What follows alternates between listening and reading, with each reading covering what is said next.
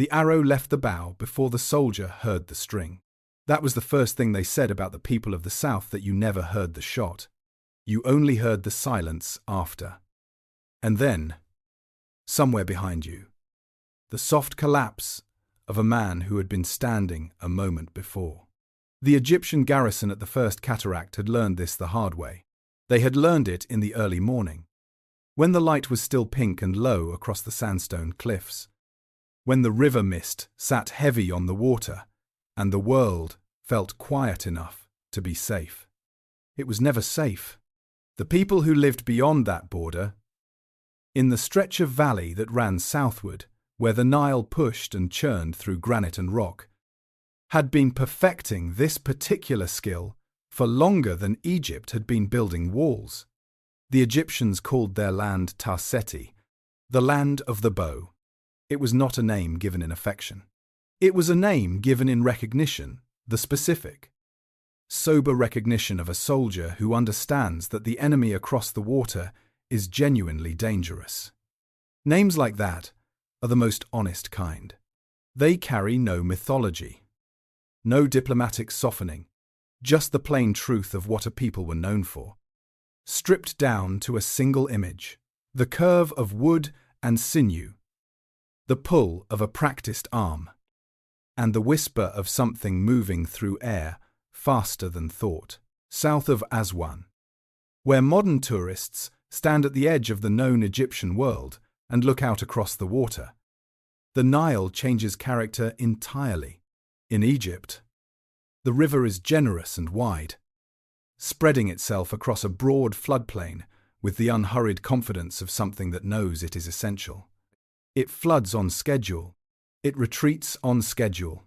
It deposits its dark silt in orderly layers across fields that have been tilled by the same motions for 3,000 years, but cross the first cataract and the river becomes something else. It becomes argumentative. 6 times between Aswan and the deep south, the Nile collides with ridges of ancient granite that the water cannot simply roll over, it has to fight through, breaking into rapids, churning white against black rock, narrowing into channels that make boat travel nearly impossible. These 6 cataracts were not merely geographic features. They were walls, natural dividers that separated one world from another, that created between them stretches of calmer water and broader floodplain, where human settlements could take root and grow.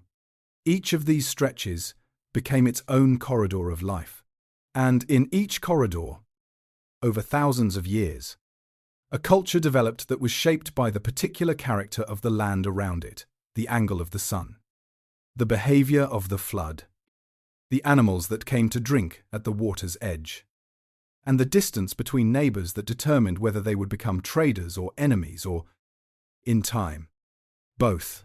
The earliest people who settled these corridors arrived during the Neolithic period, somewhere between 5,000 and 3,000 years before the Common Era.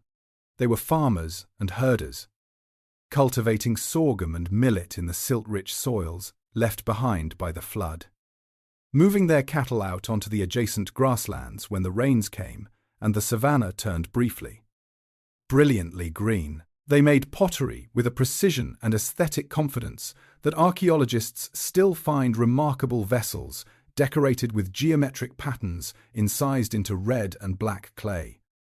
Objects that are not merely functional, but clearly expressive. The work of people who had already developed a visual language for beauty. These communities were not static.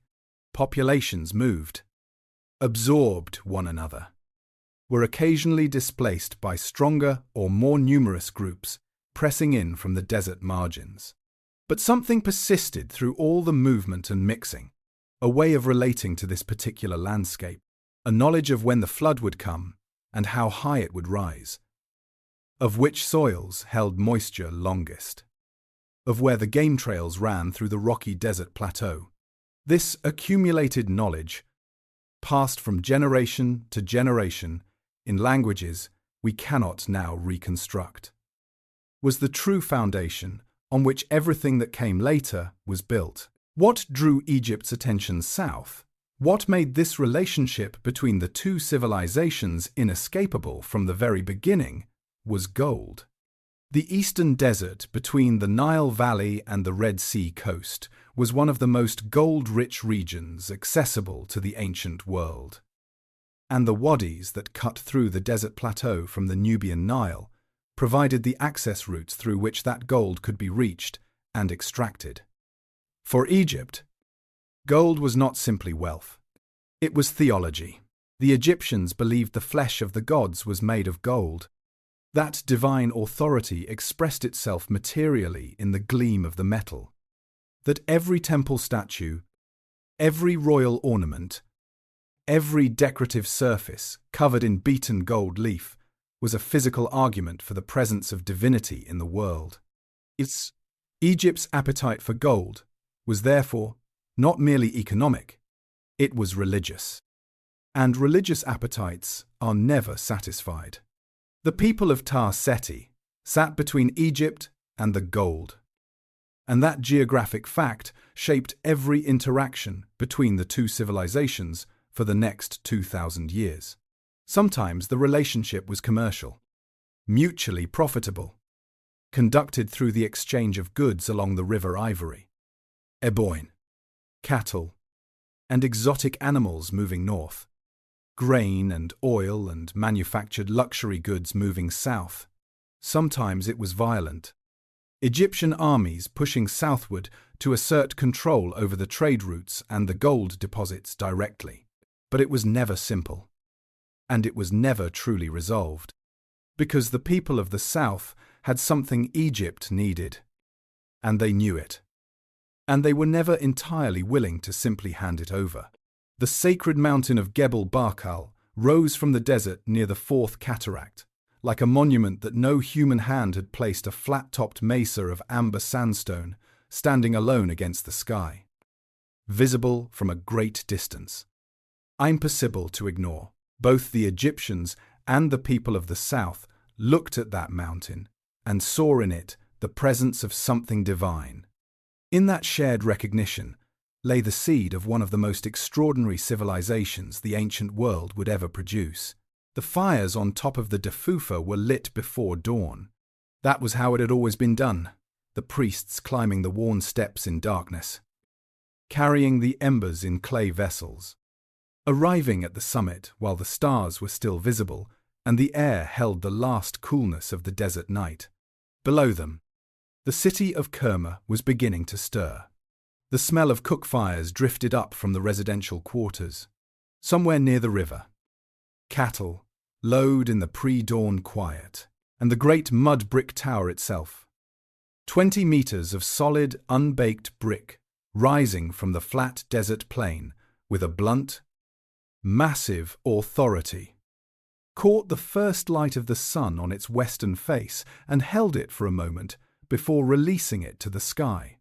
There was no architectural elegance to the Defufa, no columns, no carved reliefs, no decorative program of any kind on its exterior surfaces.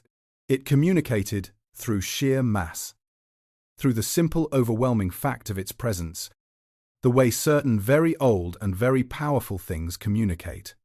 It said, "We were here. We built this. We have been here long enough to build something that will outlast everything around it." And it was right. The city that surrounded it has been dust for 3,000 years. The Defufa still stands. At its height, somewhere between 1700 and 1500 years before the Common Era. Kerma was a city of perhaps 10,000 or more inhabitants, a number that sounds modest until you place it in the context of the ancient world, where urban populations of that scale represented extraordinary concentrations of organizational capacity, agricultural surplus, and political will. The kingdom that Kerma anchored controlled the Nile Valley from the first cataract all the way south to the sixth, a stretch of river and desert and cultivated flood plain that encompassed an enormous diversity of ecological zones and human communities. The king at Kerma was not merely a local chief, he was the ruler of a commercial empire. And the city at its center was the hub through which the wealth of three different worlds flowed simultaneously. From the north came Egyptian luxury goods, fine linen, ceramic vessels, bronze implements, oils and wines that the Nile Delta produced in abundance. From the south and west, along the savanna routes that connected the Nile corridor to the interior of Africa, came the goods that Egypt craved, above almost everything else: gold from the eastern desert, ivory from the elephants of the southern grasslands, cattle in numbers that represented real wealth, and the exotic animals: giraffes, cheetahs, monkeys, ostriches that made such powerful diplomatic gifts for foreign courts. Kerma sat at the precise geographic junction where these flows converged, and its rulers understood their position with the clarity of people who have built their entire civilization on the management of that advantage. The royal burials at Kerma are among the most revealing and most unsettling archaeological evidence from any ancient African civilization. The great tumuli, circular mounds of earth and stone covering burial chambers in the desert east of the city, contained their dead kings, surrounded by the full inventory of royal life, gold jewelry of extraordinary craftsmanship, bronze weapons whose quality spoke to skilled metallurgical tradition, ceramic vessels still bearing traces of the substances they once held, ivory objects carved with a precision that required both fine tools and finer hands. But alongside all of this, in the largest and most elaborate burials, lay the remains of hundreds of people who had been killed to accompany the king into whatever came after death. Archaeologists have documented this with careful precision. The positions of the sacrificed individuals, the angles of their bodies, the speed of their burial, all of it inconsistent with natural death. All of it indicating a rapid, organized process of ritual killing that took place at the moment of the royal funeral. The scale is what silences you when you read the reports. Not one or two attendants ceremonially included, but hundreds. The largest Kerma royal burials contained the remains of several hundred sacrificed individuals, a number that implies a level of royal authority over human life that had no parallel in contemporary Egypt. And that speaks to a form of political and religious power genuinely different in character from anything the Mediterranean world had developed. Whether those individuals went willingly, believing in a theology that made accompanying the king a form of divine honor, or whether they had no choice in the matter, is a question the archaeology cannot answer. The silence of the dead on that particular point is absolute. What eventually ended Kerma was not internal collapse, but external force, the systematic, deliberate military pressure of a reunified Egypt that had decided it was done tolerating an independent power controlling the southern trade routes. The New Kingdom pharaohs of the early 18th dynasty, having expelled the Hyksos from the north and reunified their own fractured country, turned their attention and their reorganized armies southward. The campaigns were methodical and ultimately decisive. Egyptian forces pushed south along the Nile, breaking the military capacity of the Kerma kingdom piece by piece, establishing garrisons and administrative centers at strategic points along the river, and eventually reducing what had been an independent civilization to a province of the Egyptian Empire. The city of Kerma itself was not entirely abandoned. People continued to live there, but its role as the capital of an independent state was finished. The Defufa was left standing, no longer used for its original ceremonies, a monument to something that the Egyptian administrators who now governed the region perhaps did not fully understand and certainly did not celebrate. Egyptian governors moved into the Nile Valley. Egyptian temples were built. The language of administration became Egyptian. And for several centuries, the extraordinary civilization that had grown in the Cataracts country was absorbed, administered, taxed, and slowly transformed. But transformation is not erasure. The people who had built Kerma remained in the valley. Their knowledge of the land, their cattle herding traditions, their craft practices, their ways of reading the river and the sky, all of it persisted beneath the surface of Egyptian administrative control, waiting for the conditions that would allow something new to grow from the same deep roots. The desert holds things longer than anyone expects. Stand at the base of Gebel Barkal on a clear morning, and the mountain does something to you that is difficult to explain in purely geological terms. It rises from the flat desert plain near the Fourth Cataract, with a suddenness that feels deliberate, a single mass of amber sandstone. Flat-topped, sheer-sided. Its vertical faces catching the early light in a way that makes the rock appear to glow from within, rather than merely reflect what falls on it. There is a pinnacle at its southern end, a natural column of stone. That erosion has separated slightly from the main body of the mesa. And from certain angles this pinnacle resembles, with startling specificity, the double-plumed crown of the god Amun. The ancient Egyptians who first encountered Gebel Barkal during their military campaigns in the south did not consider this resemblance coincidental. They considered it conclusive. The mountain was not simply a place where Amun was worshipped. The mountain was where Amun lived, his southernmost dwelling, his most ancient sanctuary. The place where the divine presence was concentrated with a purity and intensity not found anywhere else along the entire length of the Nile.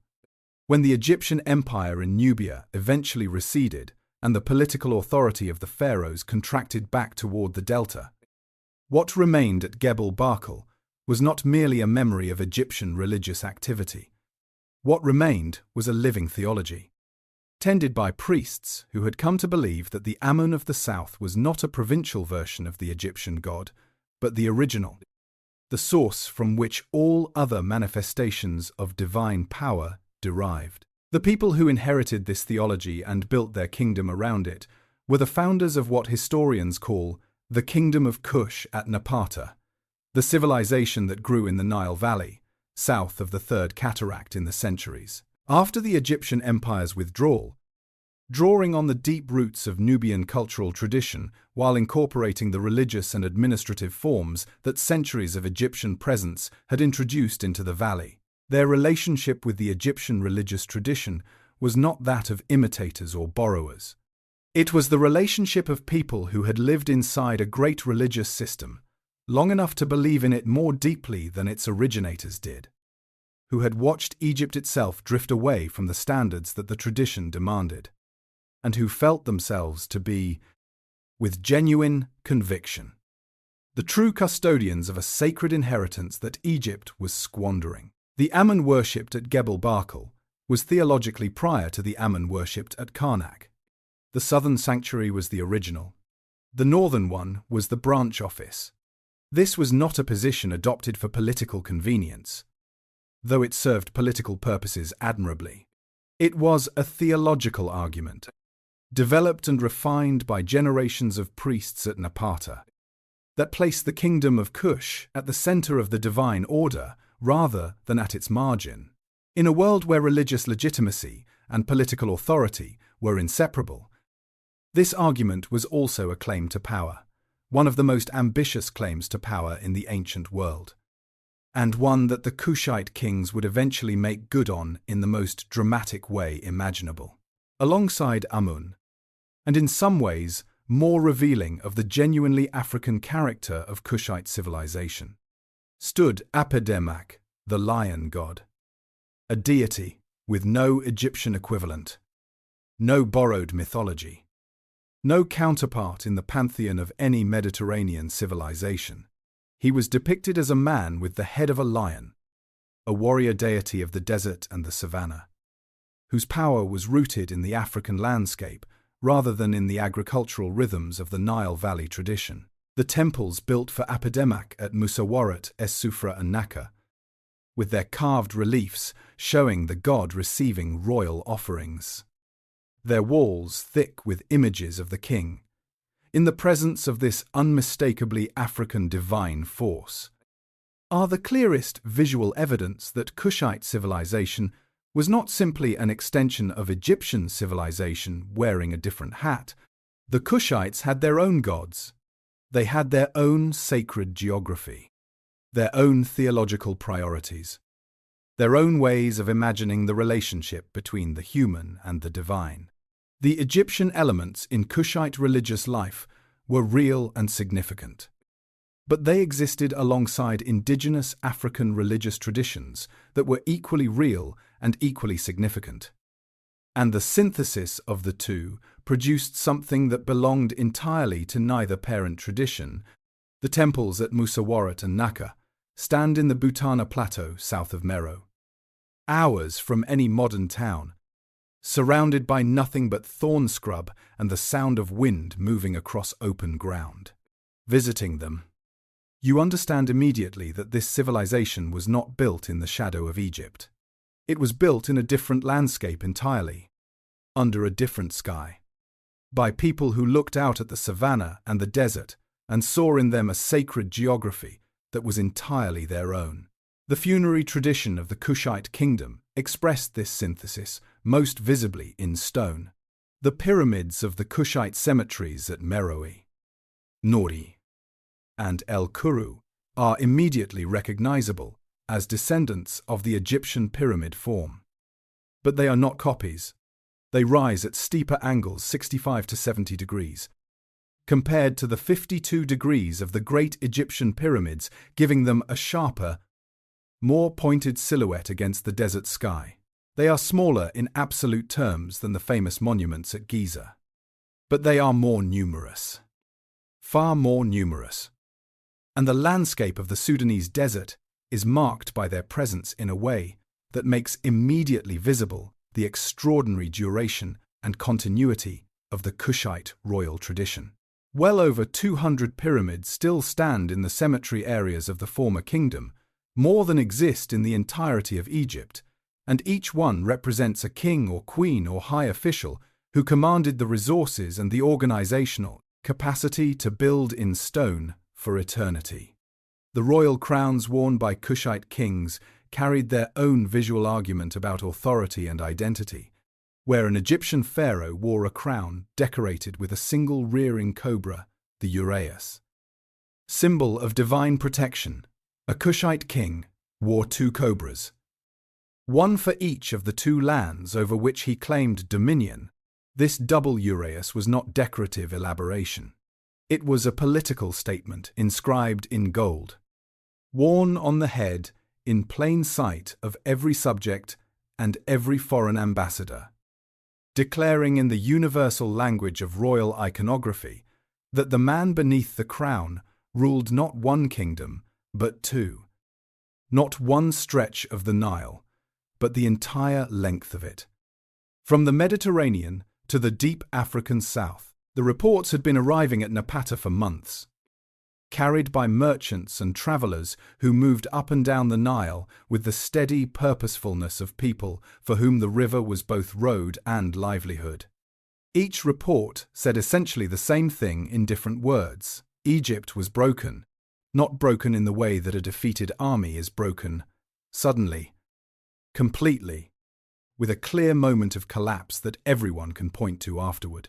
Broken in the slower, more demoralizing way of a civilization that has forgotten what it was supposed to be.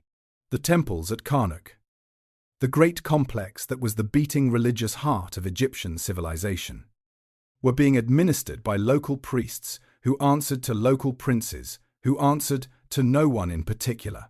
The sacred rituals that required royal sponsorship and royal resources to be performed correctly were being conducted poorly or not at all. The land of the Nile, which had been the most unified and administratively coherent state in the ancient world for 3,000 years, had fractured into a collection of competing principalities whose rulers spent more energy scheming against one another than maintaining the religious and administrative standards that Egyptian civilization had always demanded of its rulers.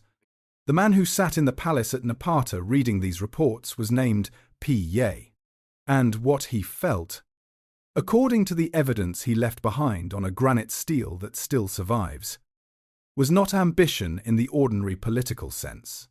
What he felt was offense, A deep, genuine, religious offense at what Egypt had allowed itself to become. Piye's campaign northward, launched sometime in the 740s, before the Common Era, was framed from its very first moment as an act of religious restoration rather than military conquest, and the distinction mattered enormously to him and to everyone who came after him. The army he led was built around the famous archers of the Ta-Seti tradition warriors, whose skill with the composite bow had made Nubian archers the most sought-after military specialists in the ancient Near East for as long as anyone could remember. But alongside the archers came cavalry, horse-mounted warriors whose mobility and striking power gave the Kushite forces an offensive capability that the foot soldier-based armies of the fragmented Egyptian principalities could not match. The combination of long-range archery and fast-moving cavalry was not merely a tactical preference.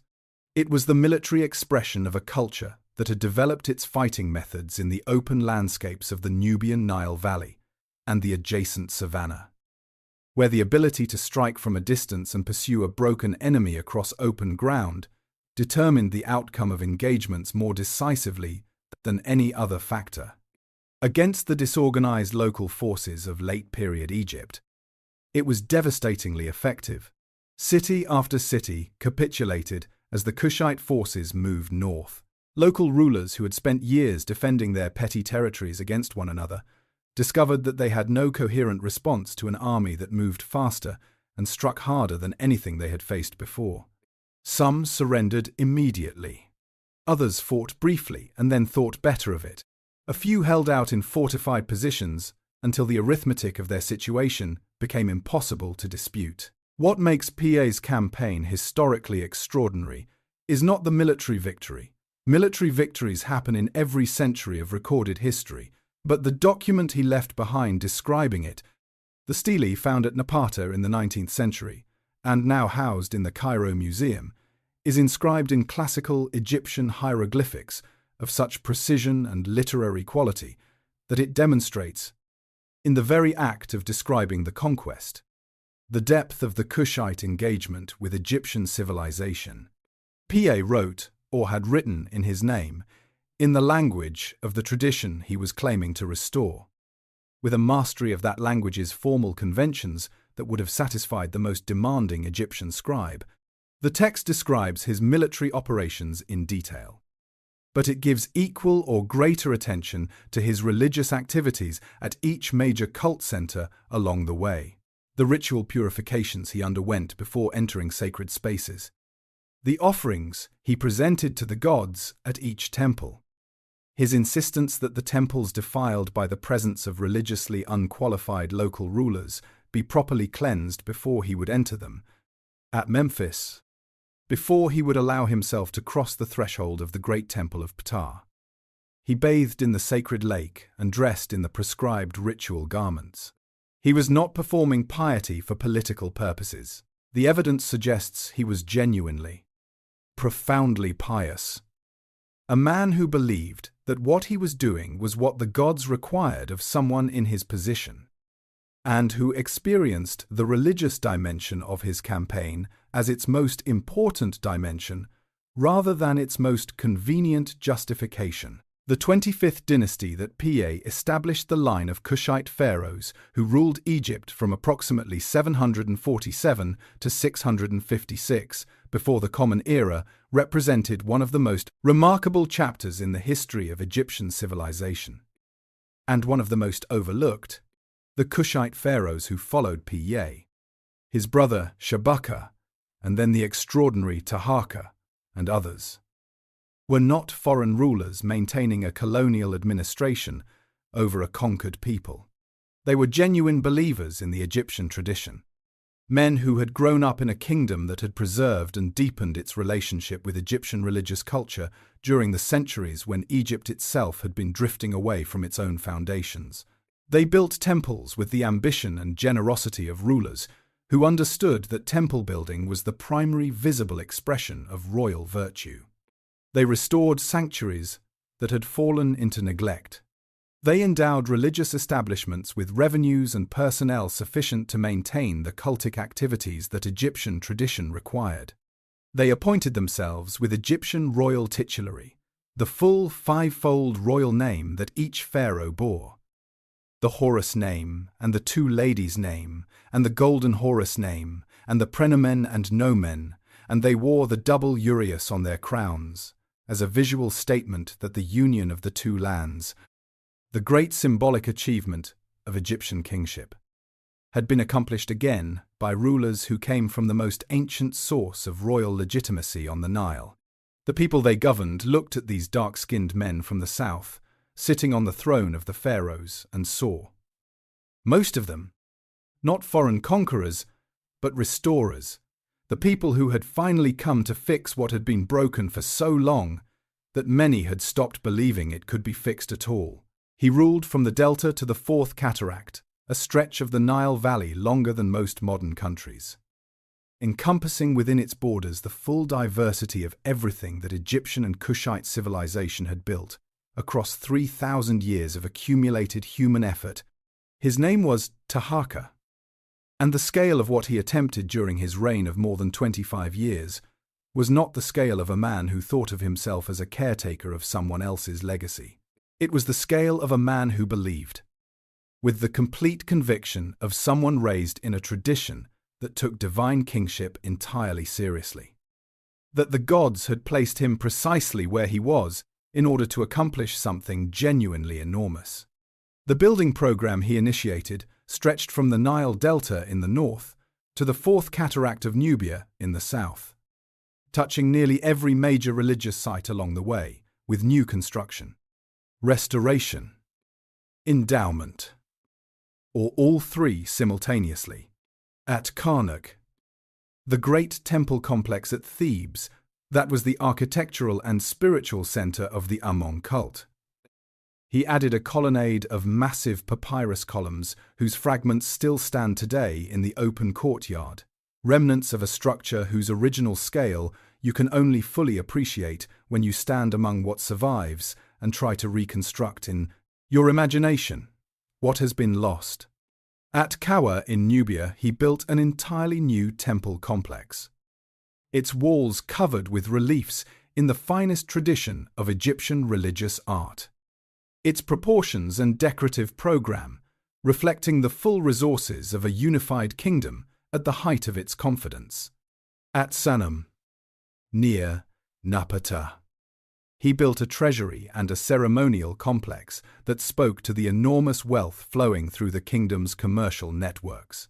The intellectual life of Ta-Seti's court was remarkable in ways that the surviving evidence only partially reveals, but consistently suggests. The Kushite royal tradition had developed in relative isolation from the mainstream of Egyptian scribal culture during the centuries when Egypt was fragmented, and the Kushite heartland around Napata was absorbing and deepening its relationship with the Egyptian religious textual tradition at its own pace and on its own terms.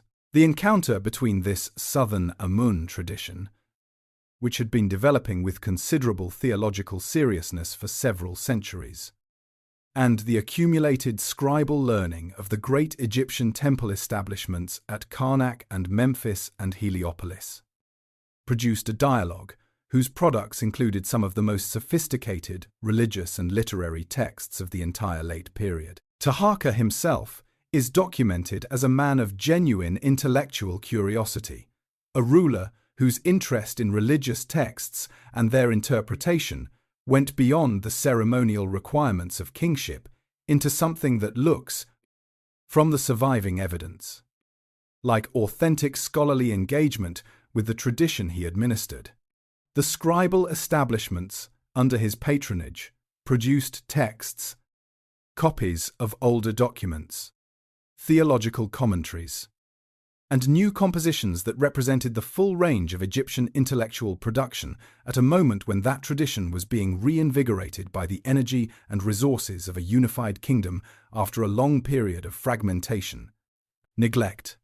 The court at Memphis under Ta-Seti was a place where the learning of 3,000 years of Egyptian civilization was being actively engaged, debated, and extended, not preserved in amber, but treated as a living intellectual resource. The international recognition of Taharka's kingdom as a genuine great power was expressed not just in the diplomatic contacts his reign maintained with neighboring states, but in the remarkable fact that his name appears in the Hebrew Bible. The account in the second book of Kings of the Assyrian siege of Jerusalem during the reign of the Judean king Hezekiah mentions the approach of an army under a commander identified with the future Kushite pharaoh Taharka as a factor in the political calculations of the period. Historians debate the precise details of this episode, whether Taharka's forces actually intervened militarily or whether the Assyrian withdrawal had other causes. But the bare fact of his appearance in the biblical narrative places the Kushite pharaoh in the company of the major political actors of the 8th century Near East. He was not a peripheral figure glimpsed at the edges of the great events of his time. He was one of the principals, a ruler whose decisions and military capacities had to be taken into account by every other significant power in the region. From the Assyrian king in Nineveh to the small kingdoms of the Levantine coast, who were trying to navigate between the competing pressures of the great empires on either side of them. The art produced during his reign captures something of this complexity in physical form. The royal portrait sculptures of Taharka show a figure who is in every conventional sense recognizably a pharaoh: the crown, the uraeus, the formal pose, the ritual regalia, but whose physical features reflect a different ancestral tradition, a man from further south along the Nile. And the combination creates objects that are historically unique images of a genuinely African ruler occupying the role that Egyptian civilization had developed for its most sacred human office. Then came the Assyrians, not as a distant threat or a diplomatic problem to be managed with careful correspondence, but as a physical reality of iron and organized violence, moving across the landscape of the Near East with an efficiency that no other military force of the period could match. The Assyrian army, under Esarhaddon, invaded Egypt in 671, before the Common Era. And the technological advantages it brought to the encounter were not marginal. The Assyrian forces used iron weapons and iron armor extensively at a time when Egyptian and Kushite armies were still predominantly equipped with bronze. The Assyrian siege technology, the battering rams on wheeled platforms, the earthen ramps built against city walls, the systematic methodology for reducing fortified positions that had been refined through a century of continuous military campaigning across the Near East was the most advanced in the world. Against this force, Taharka fought, retreated, regrouped, and fought again, conducting a resistance that was ultimately unable to prevent the fall of Memphis, but that preserved the Kushite army as a functioning military force capable of continued operations. His successor, Tanutamani, made one final effort to recover Egypt, briefly recapturing Memphis, before a second Assyrian campaign under Ashurbanipal drove the Kushite forces south for the last time. The loss was real, and the pain of it genuine. But the retreat south of the First Cataract was not the end of the story. It was, in a way that would take several more centuries to become fully apparent, the beginning of something different and, in its own terms, equally extraordinary. She had lost the eye in battle, and she had not stopped fighting afterward. That detail, preserved in the accounts of Greek and Roman writers who encountered the Kingdom of Kush through the lens of their own cultural assumptions about what a ruler should look like, is one of the most humanly vivid facts to survive from the entire history of the Kushite kingdom. A queen, commanding armies, negotiating with the most powerful empire the Mediterranean world had ever produced, doing all of it with the particular authority of someone who had already demonstrated in the most direct possible way that she was willing to absorb personal damage in the prosecution of her kingdom's interests and continue. Her name was Ammonirunus. She held the title of Kandake, a Meroitic word that Greek and Roman writers transliterated as Candace and applied, sometimes confusingly, to multiple Kushite queens across several centuries, as though it were a personal name rather than an institutional title. Understanding what Amanirenas did in the decades around 24 before the Common Era requires first understanding what the Kandake was, because without that institutional context, her actions appear merely remarkable, when in fact they were the expression of a form of political authority that the Kushite kingdom had developed over centuries, and that had no real equivalent anywhere else in the ancient world at that time. The Kandake was not a regent, not a consort, not a queen mother in the ceremonial sense that those titles carried in the courts of the Mediterranean and Near Eastern civilizations, that were Kush's neighbors and occasional adversaries.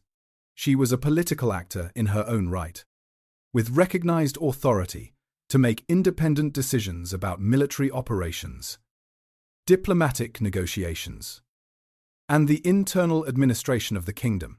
The origins of this institution are difficult to trace with precision through the surviving evidence, but its roots appear to lie in the broader Kushite cultural tradition of according women significant social and religious authority, a tradition visible in the archaeological record from the earliest periods of Nubian civilization, in the elaborate burials of high-status women at Kerma, in the temple reliefs that show women making offerings to the gods with the same ritual authority as men, in the gold jewelry of extraordinary craftsmanship found in female burials that speaks to women who occupied roles in public ceremonial life, requiring the visible demonstration of status and power.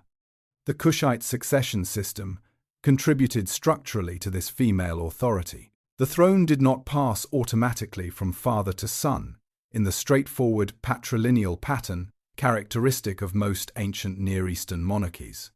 Succession involved selection from among eligible royal family members by a council of priests and senior officials. And the Queen Mother, the Kandake, played a central role in this selection process. A Kandake who had successfully guided the selection of her preferred candidate maintained a relationship with the new king that gave her ongoing structural influence over his decisions throughout his reign.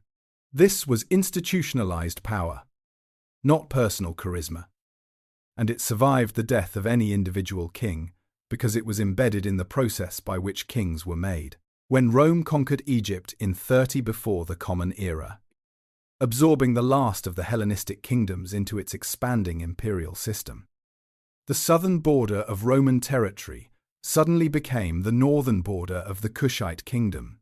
The two powers were now neighbors, and the nature of that neighborhood was determined, in the first instance, by Roman assumptions about how such relationships worked. Rome had a template for dealing with kingdoms on its borders: demonstrate overwhelming military superiority, extract tribute and commercial concessions, and establish a client relationship in which the border kingdom acknowledged Roman supremacy while being permitted to manage its own internal affairs. This template had worked with remarkable consistency across the Mediterranean world and the Near East.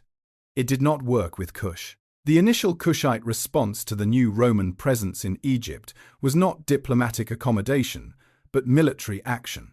A bold offensive strike conducted around 24 before the Common Era, while the Roman prefect of Egypt, Aelius Gallus, was away campaigning in Arabia, and the Roman garrison on the southern frontier was correspondingly reduced. Kushite forces struck into the First Cataract region, sacking the city of Syene, modern Aswan, and several surrounding settlements, carrying off prisoners and, most provocatively, removing Roman statues, including a bronze portrait, head of the Emperor Augustus himself. The statues were taken south to Meroe as trophies of the raid, and the bronze head of Augustus was deposited beneath the threshold of a temple in the Kushite capital so that everyone who entered that building walked across the face of the Roman emperor. If that placement was deliberate, and the archaeological evidence strongly suggests it was one of the most eloquent acts of political contempt in the entire ancient record. a statement that required no translation and left no room for diplomatic ambiguity. The Roman counter-campaign was swift and substantial. The prefect Gaius Petronius returned from Arabia, assembled his forces, and pushed south into Kushite territory, sacking Napata and establishing a Roman garrison at Qasr Ibrim in Lower Nubia. By the conventional logic of Roman military operations, this should have been the end of the matter. A punitive expedition that re-established Roman prestige and left the border kingdom sufficiently chastened to accept the client relationship that Rome expected. But Amun and Apedemak did not accept it. The Kushite response to the Roman occupation of Lower Nubia was a sustained campaign of military pressure against the Roman garrison at Qasr Ibrim. A series of operations that kept the Roman forces under continuous stress while diplomatic negotiations proceeded in parallel. The terrain favored the Kushite forces, who knew the desert landscape in ways that Roman soldiers operating far from their supply lines and logistical networks did not. The negotiations that eventually produced a peace settlement concluded in 21 or 20 before the Common Era, resulted in terms that were, by any standard assessment of the military situation, extraordinarily favorable to Kush. The border was restored approximately to the pre-conflict position. Kushite hostages held by Rome were released, and Rome formally waived the tribute that a defeated power would normally have been expected to pay, an outcome so unusual in Roman diplomatic practice that the ancient sources note it with visible surprise. Rome did not collect tribute from Kush. A one-eyed queen in the Sudanese desert had looked at the most powerful empire in the history of the Mediterranean world and negotiated it to a standstill. And the world that resulted from that negotiation was one in which Kushite sovereignty and commercial independence remained intact for another 3 centuries. After midnight, in Meroe, the furnaces did not go dark. That was the first thing a traveller arriving from the north would have noticed arriving by river in the deep hours when the rest of the world was sleeping. The glow on the horizon that was not the moon and not the stars, but something earthbound and human-made. The orange pulse of smelting fires reflecting off the low clouds of smoke and ash that hung permanently above the southern quarters of the city where the ironworkers lived and worked, in shifts that followed the furnace cycle, rather than the movement of the sun. The smell reached you before the light did, a thick, mineral heaviness in the air. The smell of heated rock and burning charcoal, and the particular sharp tang of iron oxide being reduced to metal at temperatures that the human body registers not just through the nose but through the skin. A dry, radiating heat that pressed against you even at a distance. This was Meroe at the height of its industrial capacity. Sometime in the 1st or 2nd century of the Common Era, and the comparison that modern historians have drawn between this city and the industrial centres of 19th century Britain, while inevitably imprecise across the distance of 2,000 years, captures something genuinely true about the scale and character of what was happening here. The slag heaps that still surround the ruins of Meroe today, enormous dark mounds of the waste material produced by iron smelting, accumulated over centuries of continuous production, are among the most tangible and most visually dramatic evidence of industrial activity, at a scale that had no parallel in sub-Saharan Africa in the ancient period. The iron industry at Meroe was not simply an economic enterprise, though its economic dimensions were enormous. It was the technological foundation on which the entire later Kushite state rested. Iron agricultural tools, plows, hoes, sickles allowed Kushite farmers to work heavier soils and expand cultivation into land that would have been too difficult to break with the bronze and stone implements of earlier periods. Iron weapons gave the Kushite army a military capability that complemented its traditional strengths in archery and cavalry with the close combat effectiveness that iron swords, spears, and armor provided. The output of the Meroitic iron industry supported both the kingdom's agricultural productivity and its military capacity simultaneously, making the furnaces of Meroe not merely factories, but the physical infrastructure of state power. The charcoal that fueled those furnaces came from the forests and woodlands of the Butana Plateau and the adjacent savannas. And its consumption over centuries of continuous industrial production drove a process of deforestation, whose environmental consequences accumulated with the slow, inexorable logic of ecological change. Each ton of iron produced required many tons of charcoal. Each ton of charcoal required the felling and processing of a substantial area of woodland. The forests retreated from the vicinity of Meroe, progressively outward over the centuries, forcing the charcoal producers to travel further and further from the city to find suitable timber, increasing the cost and logistical complexity of the fuel supply, and leaving behind a landscape progressively more exposed to erosion and desiccation than the one the first Meroitic ironworkers had inherited. The slag heaps are not just monuments to industrial achievement, they are also, read correctly, monuments to the slow environmental cost of that achievement, a cost that would eventually contribute to the conditions that made the kingdom's survival impossible. The commercial networks that fed and were fed by the industrial output of Meroe were among the most geographically extensive in the ancient world.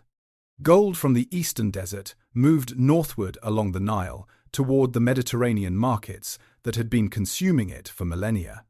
Ivory from the African elephants of the southern savannas, an essential material for the luxury crafts of every Mediterranean civilization, used in carved furniture, statuary, gaming pieces, mirror handles, and decorative inlay, moved through Kushite territory toward the Red Sea ports and the Nile Delta, through which it reached the workshops of Greece, Rome, and the Hellenistic kingdoms of the eastern Mediterranean. The exotic animals of sub-Saharan Africa made their extraordinary journeys northward in the care of handlers who had somehow mastered the art of keeping a live giraffe healthy across weeks of river travel, a logistical achievement that Egyptian tomb paintings document with a matter-of-fact visual clarity that suggests the Kushite handlers regarded it as a routine professional task rather than a remarkable feat.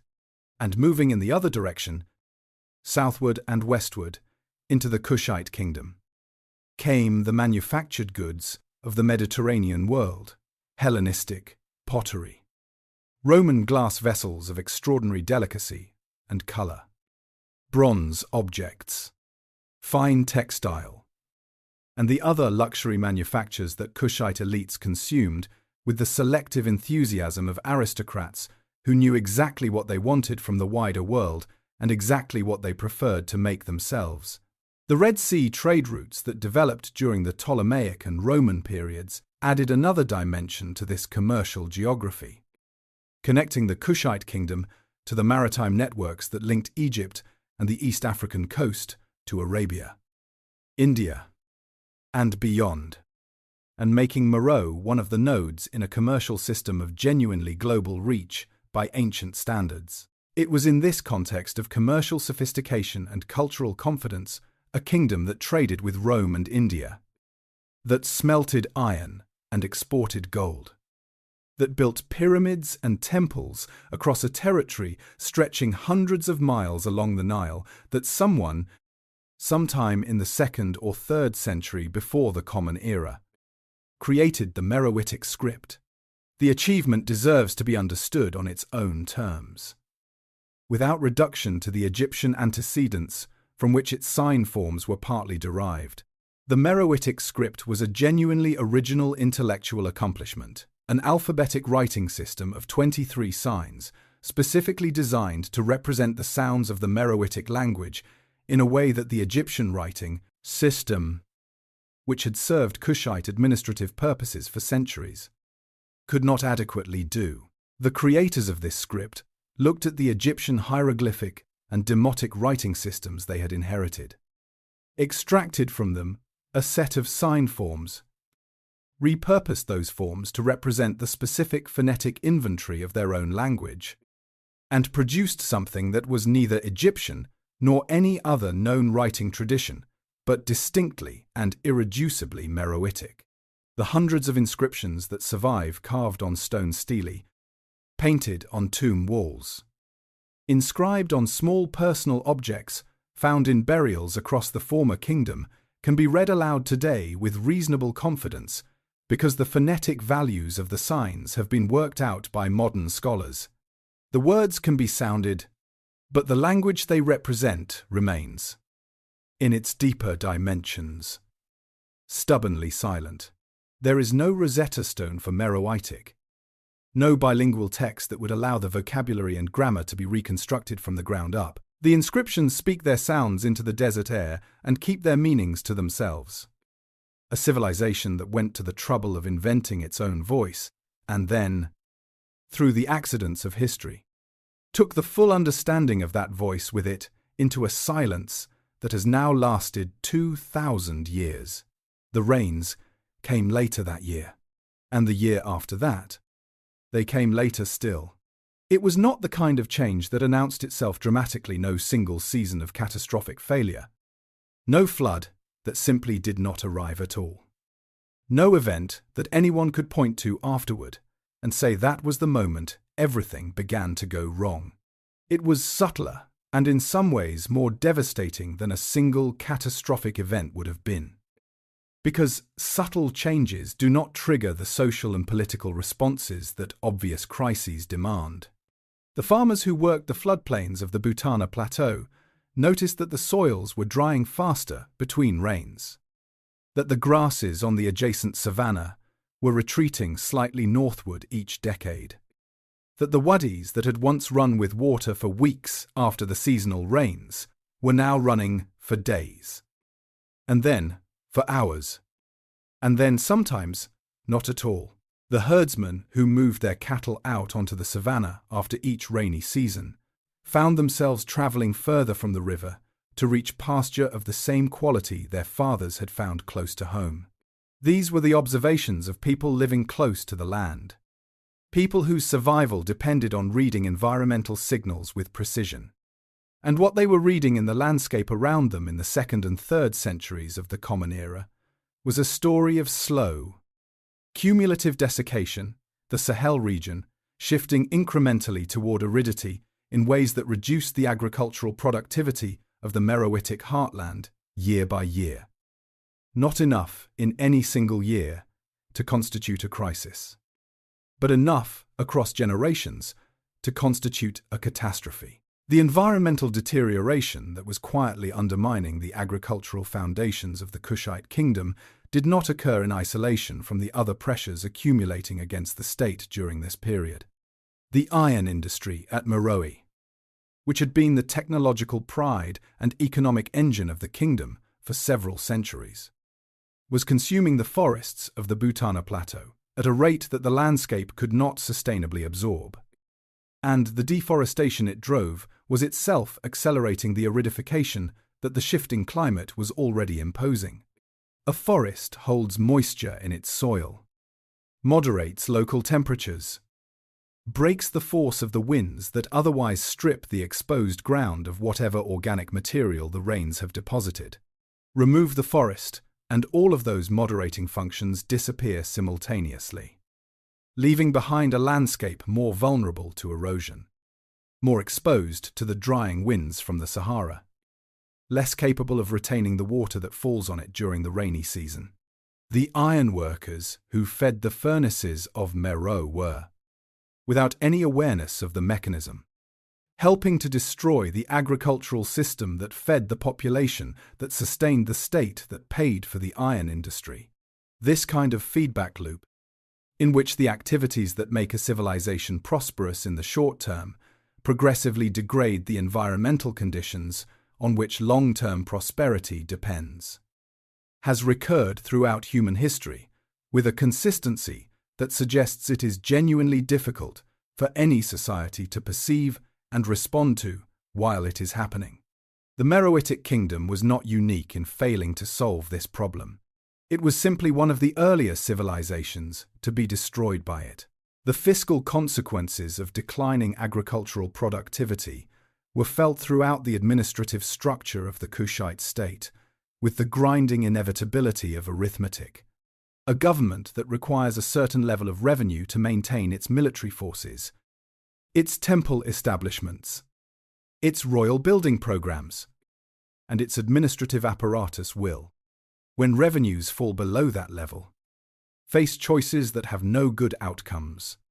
It can reduce expenditure, which means reducing the visible expressions of royal power and divine favor that legitimate the state in the eyes of its subjects. It can increase taxation on a population whose productive capacity is already declining, which creates social tensions that express themselves in reduced cooperation with state demands, evasion of obligations, and in the most extreme cases, active resistance. Or it can do both simultaneously and thereby achieve the worst of both options at once, reduced legitimacy combined with increased popular resentment. The evidence from the late Meroitic period, fragmentary as it is, suggests that the state pursued all of these responses at various times without finding any combination that stabilized the situation. The royal inscriptions that had been a consistent feature of the Kushite political landscape for centuries, carved on stelae and temple walls at sites spread across the kingdom's territory, recording royal achievements and divine favor in the formal language of Kushite royal ideology, become progressively less frequent and less geographically widespread in the late 3rd and early 4th centuries of the Common Era. Inscriptions are expensive. They require skilled stonecutters, organized labor, and the administrative capacity to direct resources towards symbolic rather than immediately practical purposes.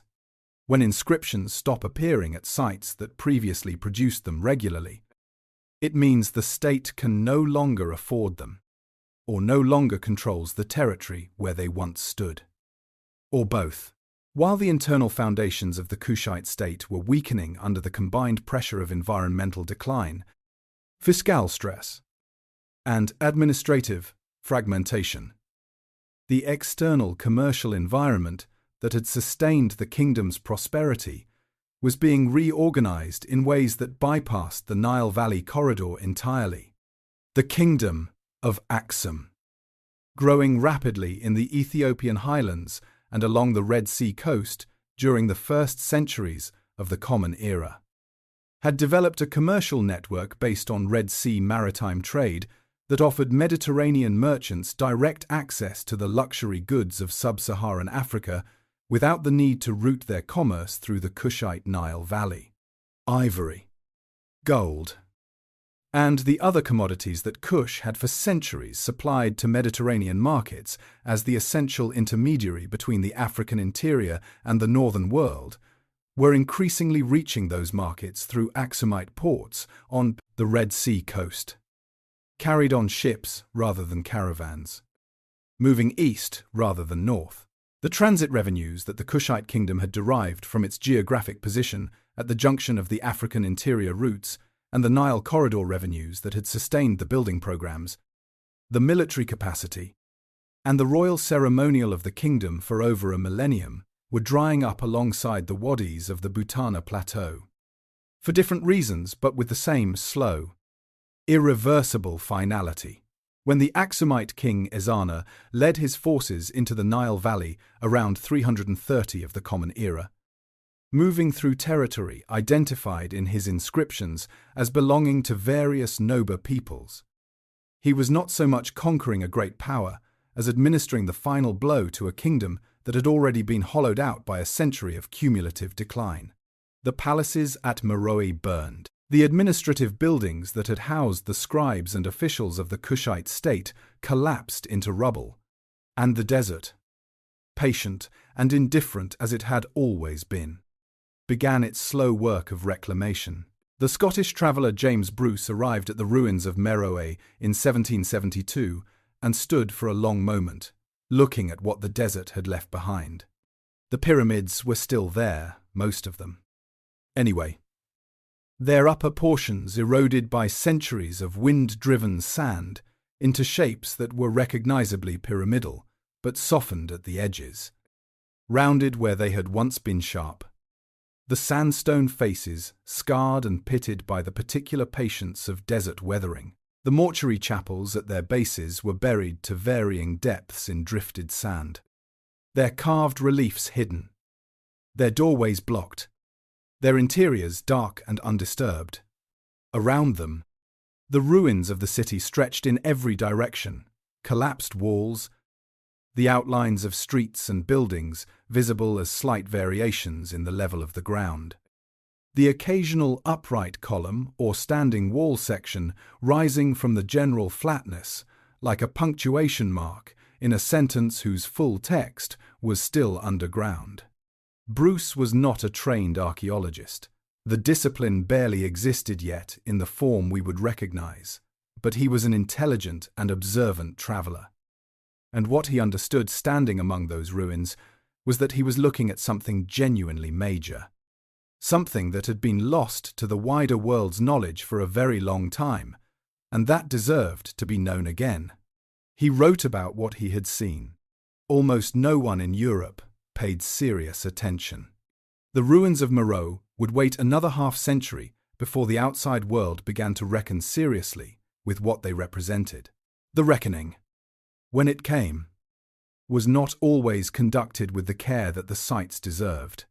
The Italian explorer Giovanni Belzoni, who visited the Meroitic pyramid cemeteries in 1834, responded to what he found there with the extractive enthusiasm of a man whose primary interest was portable treasure rather than the preservation of historical context. He dynamited the tops of several pyramids in his search for burial chambers, destroying in the process architectural features and contextual information that no subsequent investigation could recover.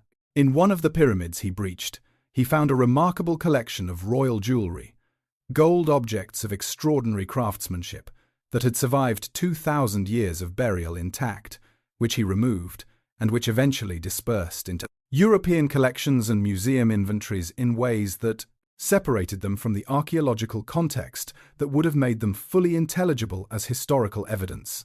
The damage Belzoni did to the Meroitic pyramid cemeteries was real and irreversible, and it stands as an early and particularly vivid example of the broader pattern of extractive engagement with African archaeological heritage that characterized much of the 19th century European encounter with the continent's ancien past.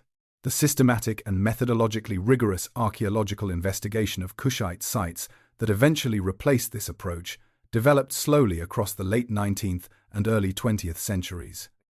Building on the pioneering work of scholars like Francis Llewellyn-Griffith, whose patient analysis of the Meroitic script produced the first real understanding of its phonetic structure, and whose contributions to the decipherment of the writing system remain foundational to everything that subsequent scholars have built on the subject.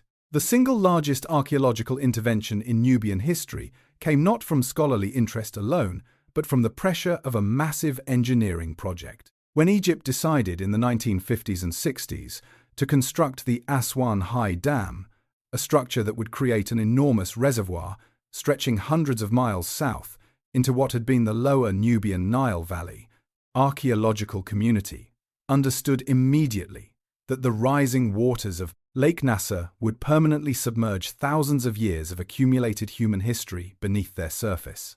The UNESCO campaign that followed was one of the largest coordinated archaeological rescue operations ever attempted, mobilizing teams from dozens of countries to record, excavate, and, where possible, physically relocate as much of the threatened heritage as could be reached in the time available before the waters rose. The most dramatic single operation of the entire campaign was the dismantling and relocation of the great temples of Abu Simbel, the massive rock-cut monuments of Ramesses II, their colossal facade figures carefully cut from the living rock. Each block numbered and catalogued, the entire complex reassembled on higher ground above the new waterline, with an engineering precision that remains impressive decades later. But beyond Abu Simbel, the broader survey documented thousands of sites and recovered an enormous body of evidence about Nubian history and culture that would otherwise have been permanently lost, evidence that has continued to reshape the academic understanding of Kushite and Nubian civilization in the decades since the survey was completed. The waters of Lake Nasser cover much of what was not saved. What was saved has transformed the field. The significance of the Kingdom of Kush for the way the modern world understands African history extends well beyond the specific facts of its political and cultural achievements. Important as those facts are, the existence of a civilization that built more pyramids than Egypt, that placed African rulers on the throne of the pharaohs, that produced queens who negotiated Rome to a standstill, that created a writing system still waiting for its full decipherment, that sustained an iron industry of continental significance. For several centuries, the existence of all of this challenges in the most direct possible way the long tradition of historical narratives that positioned sub-Saharan Africa as a continent without history, without civilization, without the capacity for the kinds of political and cultural achievement that the ancient world elsewhere so abundantly demonstrated. The Black Pharaohs of the 25th Dynasty, Piye, Shabaka, Taharka, and the rulers who followed them were not marginal figures in the history of ancient civilization. They were central ones, rulers of a kingdom that engaged on equal terms with the great powers of their era, that left behind monuments of genuine architectural and artistic distinction, and that maintained a distinctive cultural identity across more than 1,000 years of continuous political existence. The pyramids of Meroe stand today in the Sudanese desert, visited by a fraction of the travelers who make their way to the Egyptian monuments further north. Less famous and less photographed, but no less real, no less impressive, no less worthy of the attention that history has been slow to give them. The Meroitic inscriptions carved on their chapel walls speak their phonetic sounds to anyone who has learned the sign values, but hold their full semantic content in reserve, waiting for the linguistic key that has not yet been found, the bilingual text that may still be buried somewhere in the desert sand, the discovery that would finally allow the Kingdom of Kush to speak to the modern world in its own voice and its own words. Until that day, the sand keeps its secrets with the same patient indifference it has always shown, covering and uncovering, preserving and obscuring, holding in its dry and timeless custody the remaining chapters of a story that the world has barely begun to read.